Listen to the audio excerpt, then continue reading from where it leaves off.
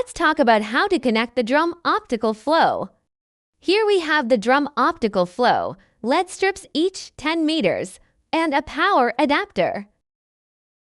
Simply plug the LED strip into the dedicated connector.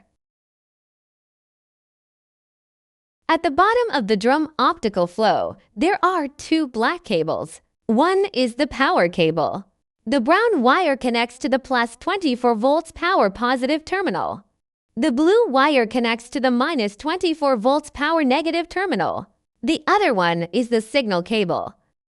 The green wire connects to the signal terminal.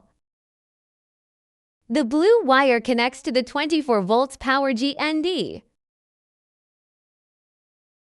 This is the power adapter, which also needs to be powered. The brown wire connects to the L terminal of the 24 volts power supply. The blue wire connects to the N terminal of the 24 volts power supply.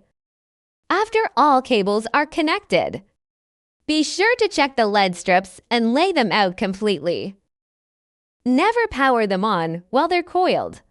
Otherwise, the LED strip will overheat. Long testing may even cause it to burn.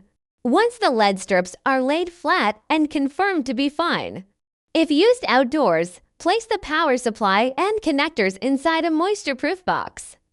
Finally, turn on the power and switch. When there is no interaction, the LED strips will display a colorful flashing effect. Hitting the Drum Optical Flow will trigger special effects. When there is no interaction, it will return to the colorful flashing mode. When not in use, you can turn off the power.